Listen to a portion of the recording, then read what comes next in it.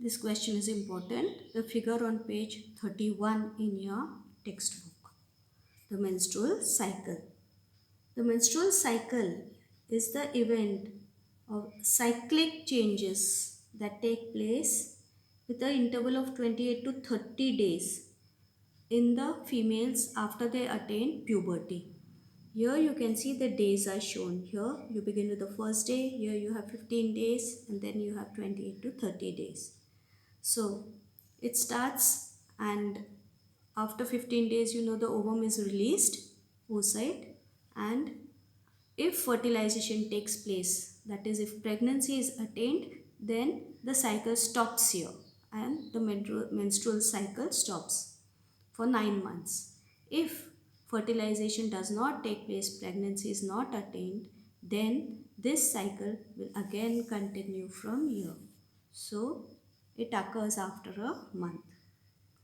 Hormones from the pituitary gland and the hypothalamus are responsible for all these developments. You can see it is labeled here. From the pituitary gland, you have the FSH. The long form is given in the para above. That is the follicle stimulating hormone. So you can see it is shown here that its influence is more in these stages. And then you have LH, as it is shown here in these stages. That is the luteinizing hormone. From the ovary, we have the estrogen and we have the progesterone. And all these, they control this menstrual cycle. Due to the influence of the FSH, that is the follicle stimulating hormone. Now what is a follicle? This oocyte, it develops. It is not mature. It becomes mature in the process, and during the maturation, it has this follicle grown around it which helps it in its development. And after 15 days, this follicle breaks open and the mature oocyte is released for ovulation. So this is controlled by the estrogen. So this growing of the follicle, it is influenced by FSH, that is a follicle stimulating hormone, and the luteinizing hormone from the ovary.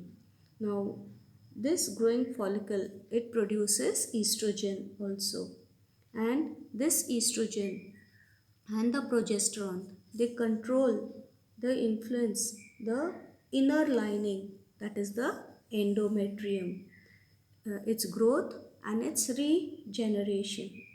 Now if uh, pregnancy is there, then it will not regenerate.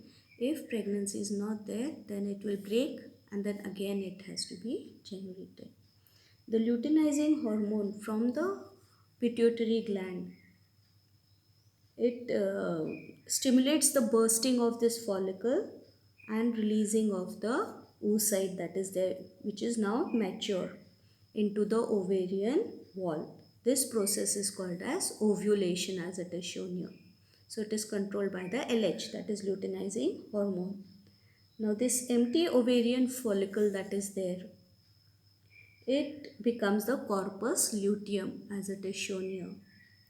And this corpus luteum, it produces progesterone, which is responsible for development of this endometrium. Now under the influence of this progesterone, the endometrium, it grows, and then if the fertilization takes place as we did before, the zygote gets embedded in this endometrium. So this process, it is you can say um, helped by, or it takes place with the help of progesterone. Now if the oocyte is not fertilized, then this corpus luteum, it becomes the corpus albicans, and this cannot secrete progesterone and estrogen.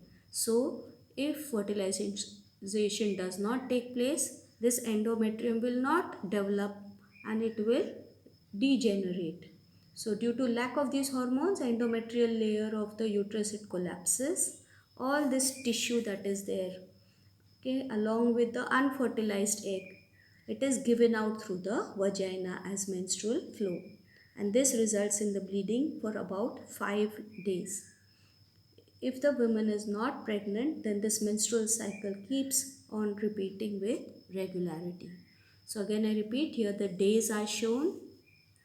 Ovulation takes place after 15 days here, and here you can say the glands are shown, the pituitary gland and the hypothalamus, the hormones FSH, LH, and you have the estrogen and progesterone.